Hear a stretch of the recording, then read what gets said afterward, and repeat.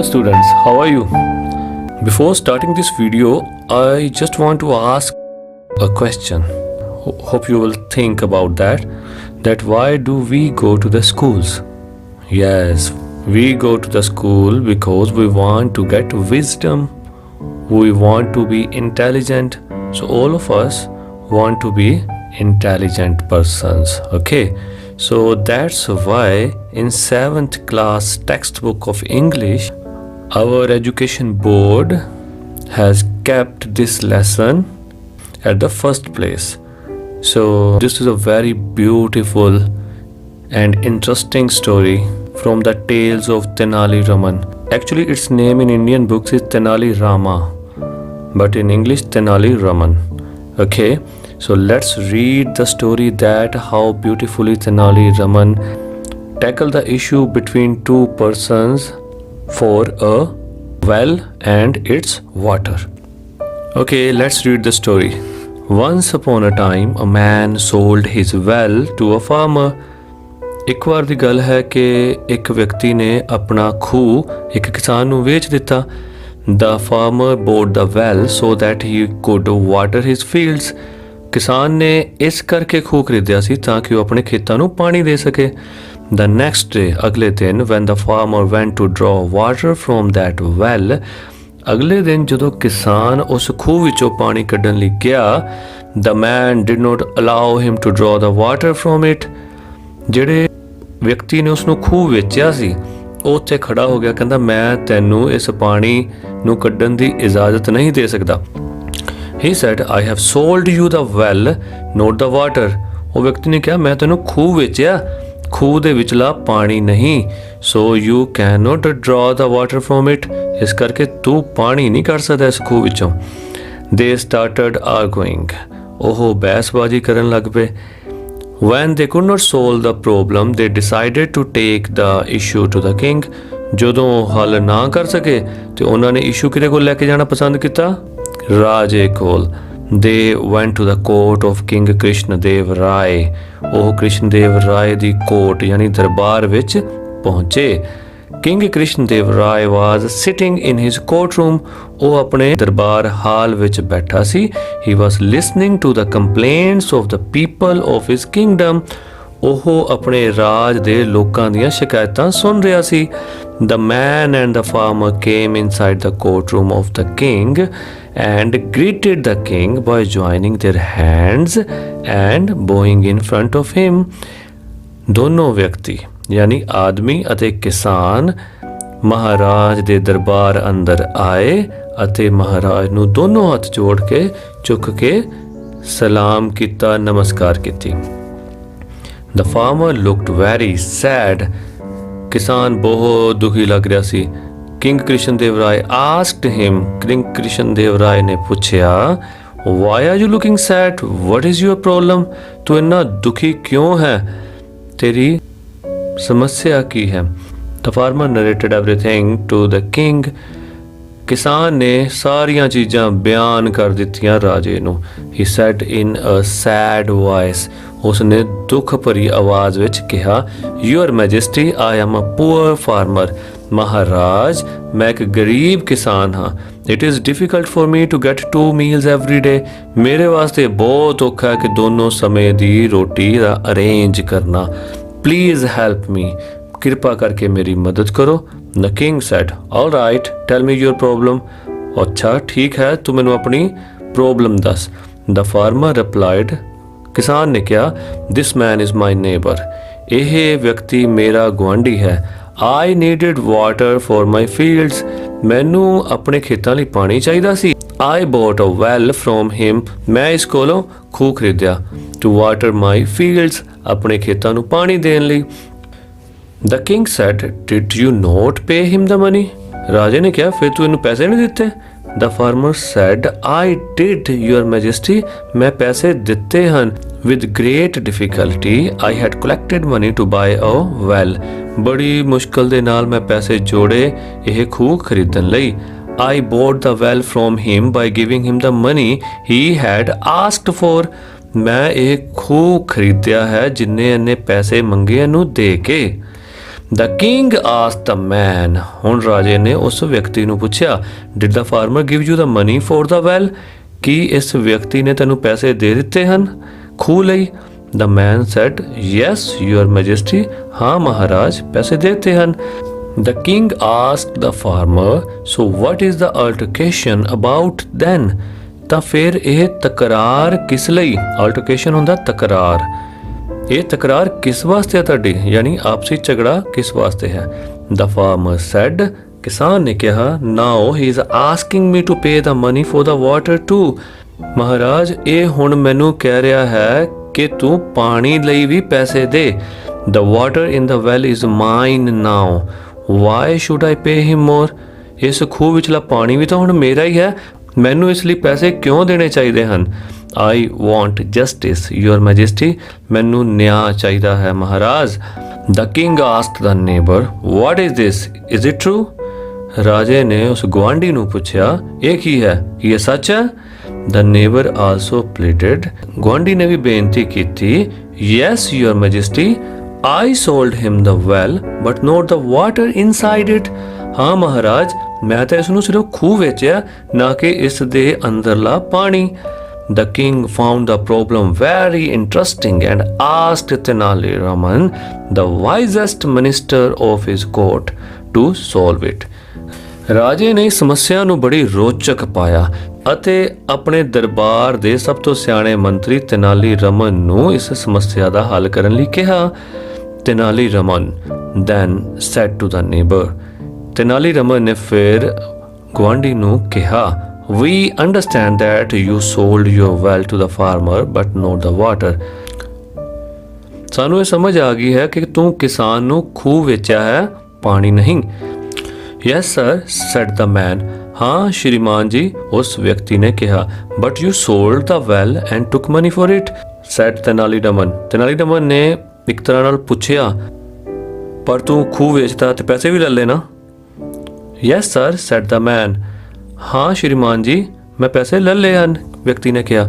The wise minister looked at the farmer and said, so the well belongs to you and the water to your neighbour, ਸਿਆਣੇ ਮੰਤਰੀ ਨੇ ਉਸ ਕਿਸਾਨ ਵੱਲ ਵੇਖਿਆ ਅਤੇ ਕਿਹਾ, ਅੱਛਾ ਇਹ ਜਿਹੜਾ ਖੂਹ ਹੈ ਹੁਣ ਤੇਰੇ ਨਾਲ ਸੰਬੰਧ ਰੱਖਦਾ ਹੈ ਤੇ ਇਹਦਾ ਪਾਣੀ ਤੇਰੇ ਗੁਆਂਢੀ ਨਾਲ। Yes sir, said the farmer, ਕਿਸਾਨ ਨੇ ਕਿਹਾ, ਹਾਂ ਸ਼੍ਰੀਮਾਨ ਜੀ।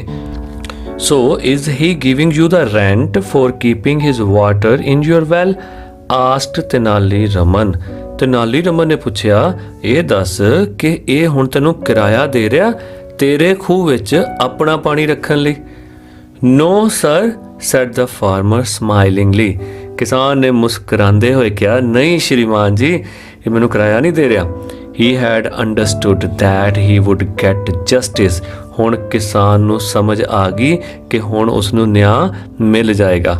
Tenali Raman said to the man, Tenali Raman ਨੇ ਉਸ ਵਿਅਕਤੀ ਨੂੰ ਕਿਹਾ, since you have kept your water in the well, you should pay the rent to the farmer or take out your water at once, ਜਦ ਤੱਕ ਕਿ ਤੂੰ ਇਸ ਵਿੱਚ ਪਾਣੀ ਰੱਖਣਾ ਚਾਹੁੰਦਾ ਰੱਖ ਲੈ, ਪਰ ਤੂੰ ਉਸ ਲਈ ਇਸ ਨੂੰ ਰੈਂਟ ਦੇਵੇਂਗਾ, ਤੇ ਜੇ ਤੂੰ ਰੈਂਟ ਨਹੀਂ ਦੇਣਾ ਚਾਹੁੰਦਾ ਤੇ ਆਪਣਾ ਪਾਣੀ ਹੁਣੇ ਇੱਕਦਮ ਕੱਢ ਲੈ ਖੂਹ ਦੇ ਵਿੱਚੋਂ।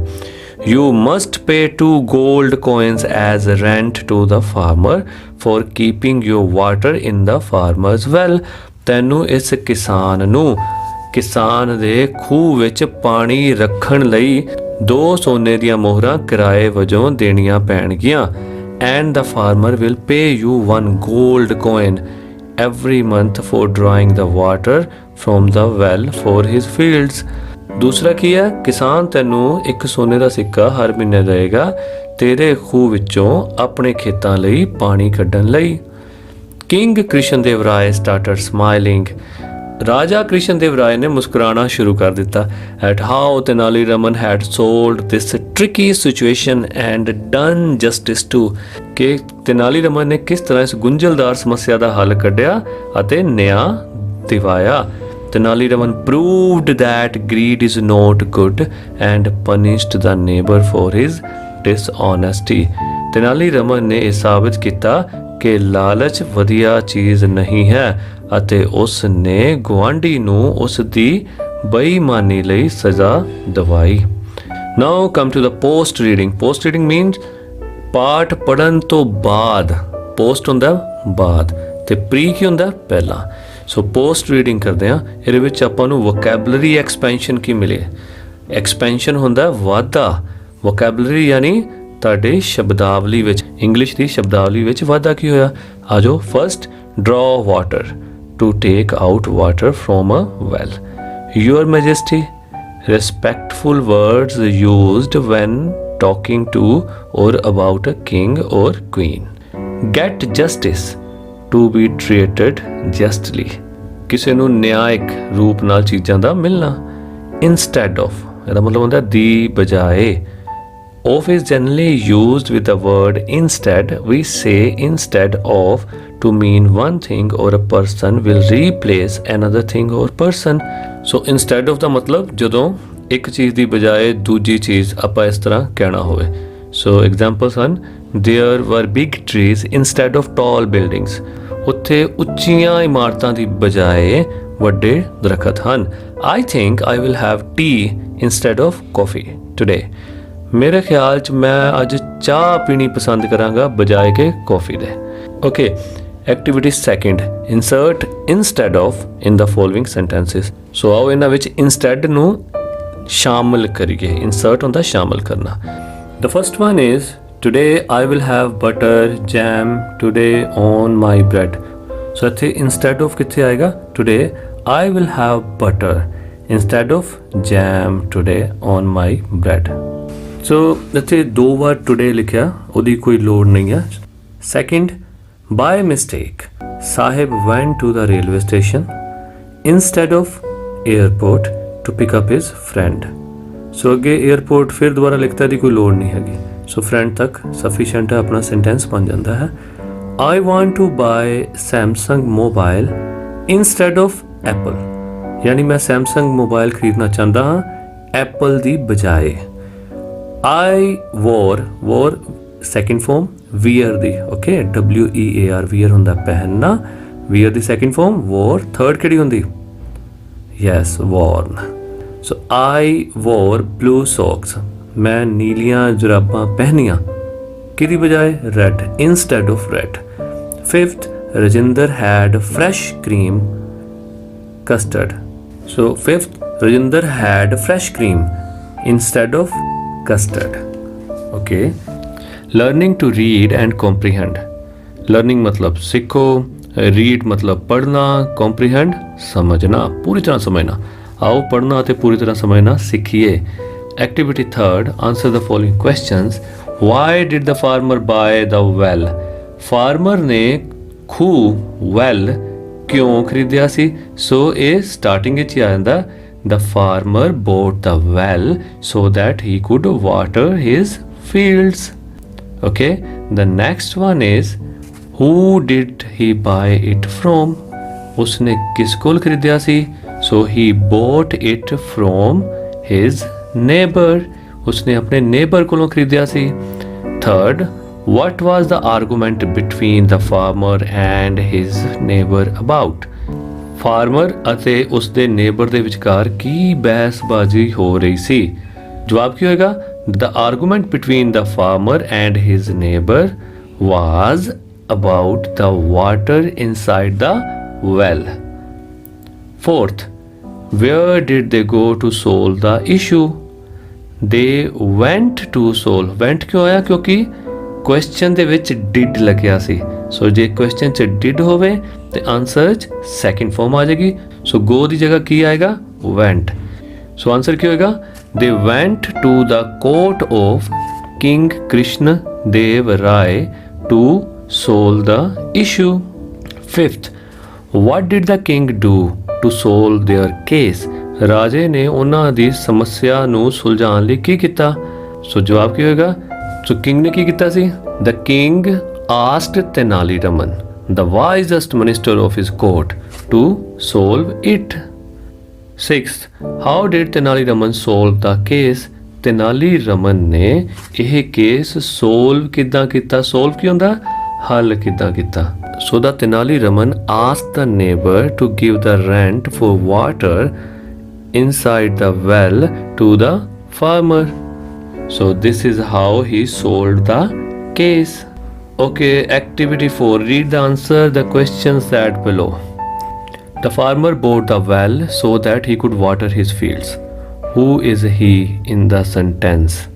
So ਇੱਥੇ pronoun ਵਰਤਿਆ ਗਿਆ he, ਪਰ ਕਿਹਦੇ ਲਈ ਵਰਤਿਆ ਗਿਆ? farmer ਵਾਸਤੇ. So who is he in the sentence? Farmer.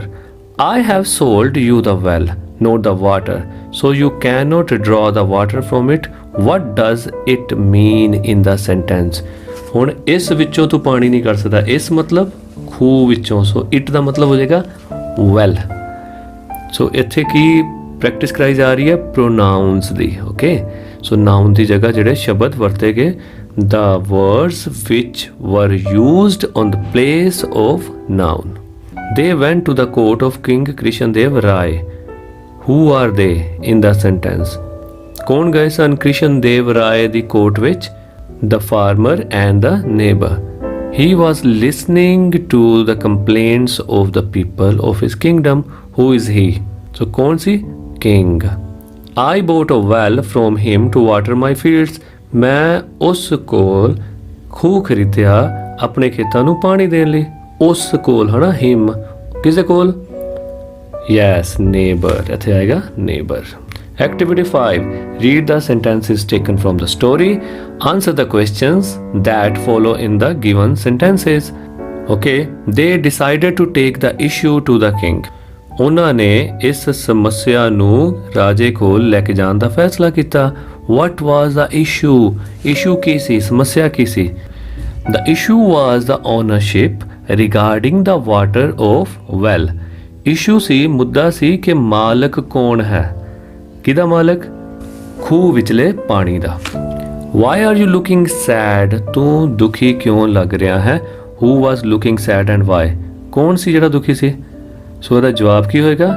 The farmer was looking sad because the neighbor was not letting him draw the water from the well. I want justice, your majesty. What was the farmer's argument?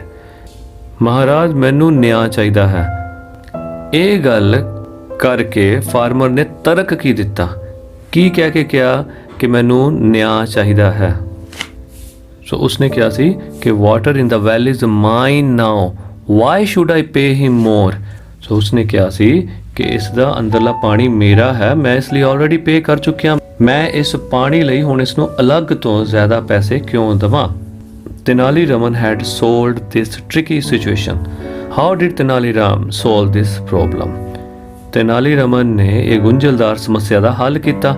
ਉਸਨੇ ਹੱਲ ਕਿੱਦਾਂ ਕੀਤਾ? ਸੋ ਇਹ question ਦਾ ਅਸੀਂ ਜਵਾਬ ਪਹਿਲਾਂ ਲਿਖ ਚੁੱਕੇ ਹਾਂ ਕਿ ਉਸਨੇ ਇਹ ਹੱਲ ਕਿਸ ਤਰ੍ਹਾਂ ਕੀਤਾ. Learning language the known revision.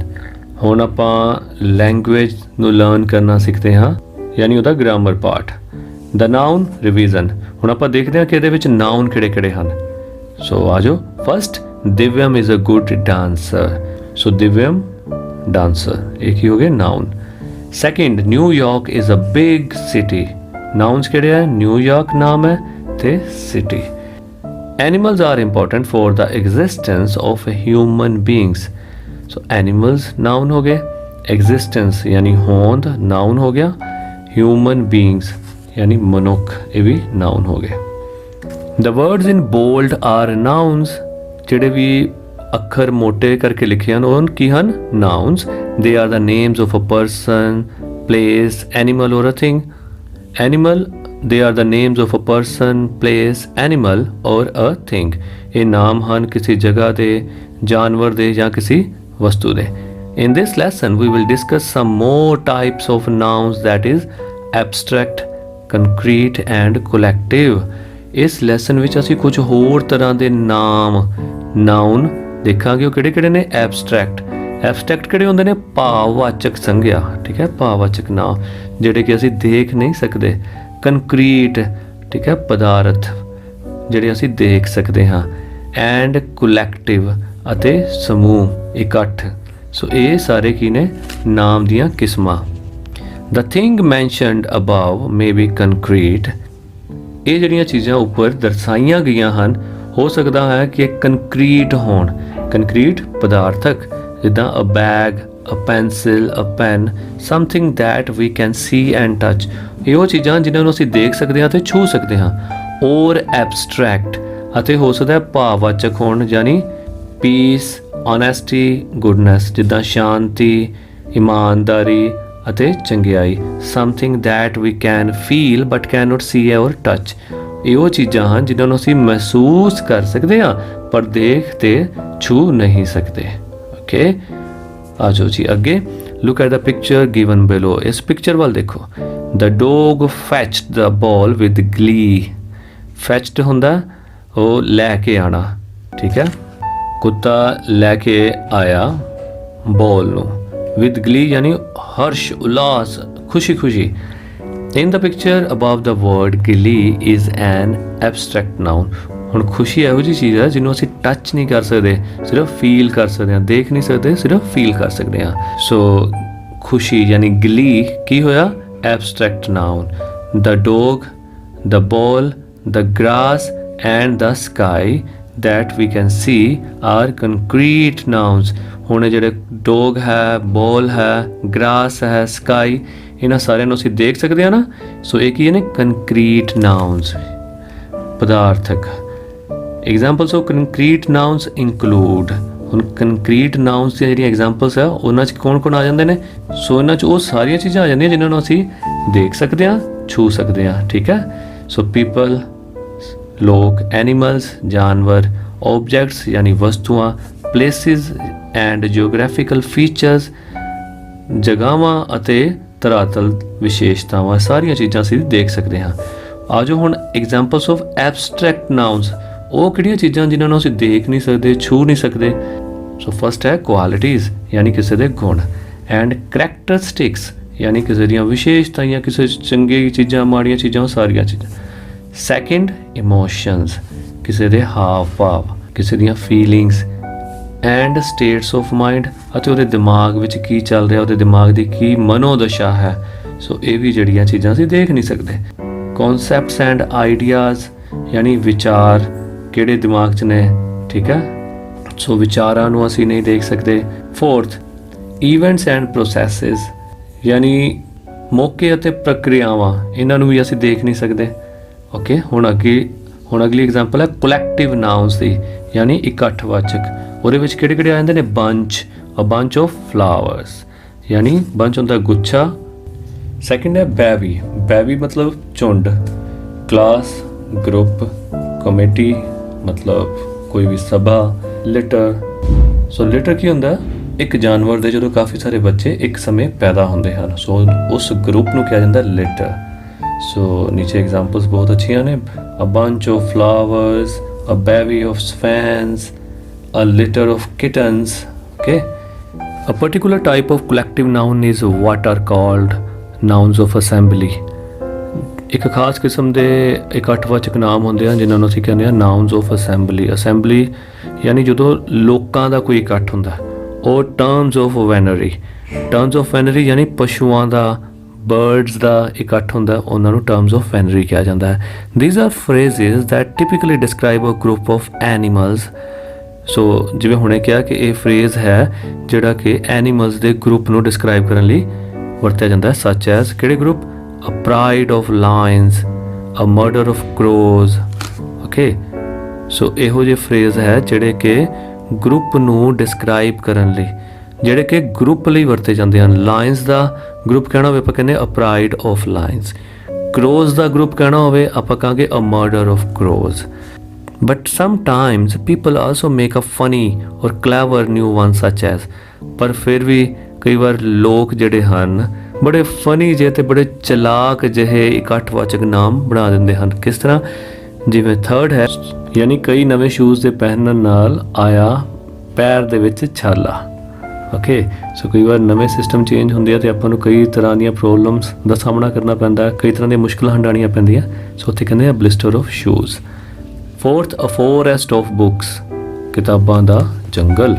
Activity 6. Read the sentences below and underline the concrete nouns and circle the abstract nouns. Underline ਕਰਨਾ ਪਦਾਰਥਕ ਨਾਵਾਂ ਨੂੰ ਤੇ ਸਰਕਲ ਕੀ ਕਰਨਾ? Abstract nouns ਨੂੰ। Okay.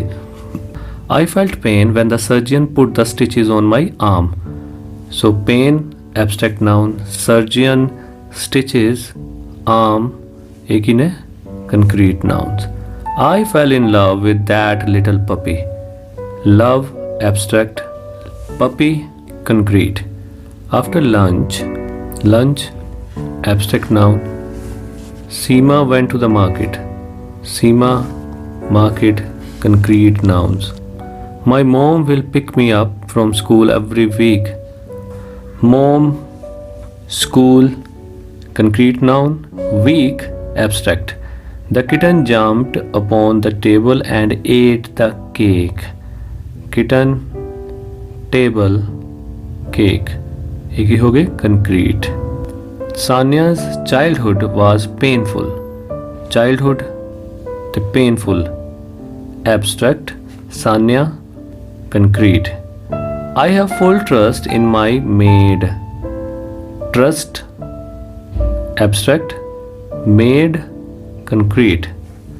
She is planting flowers in the garden. Flowers, garden, concrete. The girl is very beautiful. Girl, concrete. A dog is a loyal animal. Dog, concrete. Loyal, abstract. Activity 7. Given below are two boxes. Match the words in box 1 with their collective nouns in box 2. So box 1 ਵਿੱਚ collective noun ਲਿਖੇ ਨੇ ਤੇ box 2 ਵਿੱਚ ਲਿਖੇ ਨੇ ਜਿਨ੍ਹਾਂ ਦੇ ਉਹ collective noun ਹੈ ਆਪਾਂ ਚੁਣੀਏ ਸੋ box 1 ਤੇ box 2 ਨੂੰ ਮਿਲਾਉਂਦੇ ਆਪਾਂ An army of frogs, a bouquet of flowers, a bunch of grapes, a company of actors, a colony of rabbits, a deck of cards, a fleet of ships, a flock of birds, a herd of cattle, a lounge of lizards, a pack of wolves, a swarm of bees, a litter of puppies, a range of mountains, a school of fish, a pride of lions. ਇਹ ਸਾਰੇ ਕੀ ਨੇ collective noun ਜਦੋਂ ਇਹਨਾਂ ਜਾਨਵਰਾਂ ਦੇ ਨਾਵਾਂ ਨੂੰ ਆਪਾਂ ਗਰੁੱਪ ਦੇ ਵਿੱਚ ਦਿਖਾਣਾ ਹੋਵੇ ਤੇ ਆਪਾਂ ਇਸ ਤਰ੍ਹਾਂ ਦਿਖਾ ਸਕਦੇ ਹਾਂ ਲਰਨਿੰਗ ਟੂ ਲਿਸਨ ਇੱਥੇ ਤੁਸੀਂ ਸੁਣਨ ਦੀ ਪ੍ਰੈਕਟਿਸ ਕਰਨੀ ਹੈ the teacher will read a story twice teacher ਇਹ ਵਾਲੀ ਸਟੋਰੀ ਤੁਹਾਨੂੰ 2 ਵਾਰ ਸੁਣਾਉਣਗੇ you must number the sentences given below as the events happen in the story. You will mark the sequence in the space given after each sentence one has been done for you. ਇਹ story ਜੋ ਨੀਚੇ ਲਿਖੀ ਹੋਈ ਹੈ ਇਹ jumble order 'ਚ ਲਿਖੀ ਹੋਈ ਹੈ ਸੋ ਯਾਨੀ ਜੰਬਲ ਆਰਡਰ ਕੀ ਹੁੰਦਾ ਵਾਕਾਂ ਦੀ ਤਰਤੀਬ ਉਲਟ-ਪੁਲਟ ਕੀਤੀ ਹੋਈ ਹੈ ਸੋ ਤੁਸੀਂ ਇਹਨੂੰ ਇੱਕ ਸੀਕੁਐਂਸ ਲਿਖਣਾ ਕਿ ਜਿਸ ਸੀਕੁਐਂਸ ਵਿੱਚ ਉਹ ਸਟੋਰੀ ਦੇ ਵਿੱਚ ਆਏ ਸਨ ਸੋ ਇੱਕ ਐਗਜ਼ਾਮਪਲ ਇੱਥੇ ਕੀਤੀ ਹੋਈ ਹੈ ਜਿਵੇਂ 9th ਦੇਖੋ once two brothers Ram and Shyam were fighting over the ownership of a mango tree ਵੀ ਇੱਕ ਵਾਰ ਦੀ ਗੱਲ ਹੈ ਕਿ ਰਾਮ ਅਤੇ ਸ਼ਾਮ ਮੈਂਗੋ ਟਰੀ ਦੀ ਓਨਰਸ਼ਿਪ ਲਈ ਲੜ ਰਹੇ ਸਨ ਠੀਕ ਹੈ ਸੋ ਬੜਾ ਇੰਟਰਸਟਿੰਗ ਵੇ ਹੋ ਜਾਏਗਾ ਤੁਹਾਡੇ ਟੀਚਰ ਪਹਿਲਾਂ ਇਹਨੂੰ ਸੀਕੁਐਂਸ ਵਿੱਚ ਲਾ ਕੇ ਸਟੋਰੀ ਸੁਣਾਉਣਗੇ ਉਸ ਤੋਂ ਬਾਅਦ ਤੁਸੀਂ ਸਾਰੇ ਸੈਂਟੈਂਸਸ ਨੂੰ ਉਸ ਸੀਕੁਐਂਸ ਵਿੱਚ ਨੋਟ ਡਾਊਨ ਕਰਨਾ ਇਹ ਸਟੋਰੀ ਤੁਸੀਂ ਆਪਣੇ ਘਰ ਵੀ ਖੇਡ ਸਕਦੇ ਹੋ ਓਕੇ ਹਾਂਜੀ ਅਗਲੀ ਐਕਟੀਵਿਟੀ ਹੈ ਲਰਨਿੰਗ ਟੂ ਸਪੀਕ बोलना सीखना so look at the words given below they are commonly wrongly pronounced learn to pronounce them well repeat the words after your teacher the teacher must check the pronunciation before teaching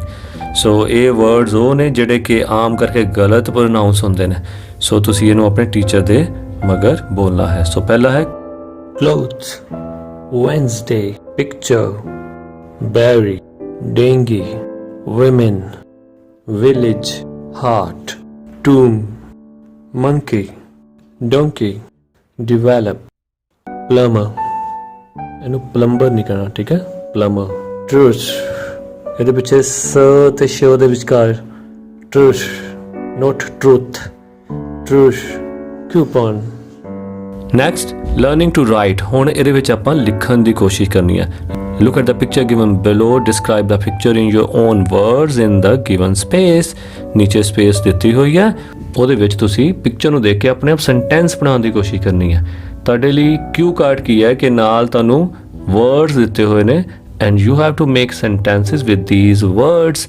park, this is a beautiful park, children are playing. Okay, so ਇਹ ਸਾਰੇ ਤੁਸੀਂ ਆਪਣੇ ਆਪ ਬਣਾਉਣ ਦੀ ਕੋਸ਼ਿਸ਼ ਕਰਨੀ ਹੈ। So ਅੱਗੇ read the following phrases. Go straight, ਸਿੱਧਾ ਚੱਲੋ। Take a right, left turn, ਖੱਬਾ ਸੱਜਾ ਮੋੜ ਲਵੋ। ਟਰਨ ਲੈਫਟ ਰਾਈਟ, ਖੱਬੇ ਸੱਜੇ ਮੁੜੋ। ਗੋ ਅਲੋਂਗ ਦਾ ਰੋਡ, ਇਸੇ ਸੜਕ ਦੇ ਨਾਲ ਜਾਂਦੇ ਰਹੋ। ਗੋ ਡਾਊਨ ਦਿਸ ਸਟਰੀਟ, ਗੋ ਡਾਊਨ ਦਿਸ ਸਟਰੀਟ ਹੁੰਦਾ ਕਿ ਕਿਸੇ ਖਾਸ ਦਿਸ਼ਾ ਵੱਲ ਜਾਓ, ਸਪੈਸ਼ਲੀ ਓਪੋਜ਼ਿਟ ਦਿਸ਼ਾ ਵੱਲ। ਵਾਕ ਡਾਊਨ, ਖਾਸ ਦਿਸ਼ਾ ਵੱਲ ਚੱਲਣਾ, ਕਿਸੇ ਨੂੰ ਆਪਾਂ ਰਾਹ ਦੱਸਣਾ ਹੋਵੇ ਉੱਪਰ ਨੂੰ ਚੱਲ, ਨੀਚੇ ਨੂੰ ਚੱਲ, ਉੱਥੇ ਵੀ ਵਾਕ ਡਾਊਨ। ਨੈਕਸਟ ਟੂ ਦਾ ਆ ਚੀਜ਼ ਉਹਦੇ ਨੈਕਸਟ ਹੈ। ਓਕੇ, 8th ਗੋ ਪਾਸਟ। ਗੋ ਪਾਸਟ ਹੁੰਦਾ ਕੋਲੋਂ ਦੀ ਲੰਘਣਾ, ਜਿਵੇਂ ਕੋਈ ਗੱਡੀ ਕੋਲੋਂ ਦੀ ਲੰਘੀ, ਗੋ past. until you come to the, ਜਦ ਤੱਕ ਤੁਸੀਂ ਇੱਥੇ ਨਹੀਂ ਆਉਂਦੇ, for about 1 kilometer, 1 ਕਿਲੋਮੀਟਰ ਦੇ ਆਸ-ਪਾਸ, about 3 buildings away, ਲਗਭਗ 3 ਇਮਾਰਤਾਂ ਦੂਰ। Study the following road map of Malad, Mumbai. Give directions to Nanika, standing on the Palm Court side of the link road to reach Goregaon railway station using the above mentioned phrases. Nanika palm court ਦੇ ਕੋਲ ਖੜੀ ਹੈ, arrow ਦਿੱਤਾ ਹੋਇਆ। ਇਹ ਜਾਣਾ ਕਿੱਥੇ ਚਾਹੁੰਦੀ ਹੈ? Goregaon railway station. ਉਹਦੀ ਹੈਲਪ ਕਰੋ ਉੱਪਰਲੇ ਫਰੇਜ਼ਸ ਵਰਤ ਕੇ ਤਾਂ ਕਿ ਉਹ ਗੋਰੇਗਾਂਵ ਰੇਲਵੇ ਸਟੇਸ਼ਨ ਪਹੁੰਚ ਜਾਏ। ਸੋ ਆਪਾਂ ਇੱਥੇ ਕਹਾਂਗੇ take a left turn and go straight until you come to the Lifestyle and In Orbit Mall. Take a left turn and just go along the road. Go straight for about 1 kilometer. Then turn left. Now Nanika reached at the Goregaon railway station.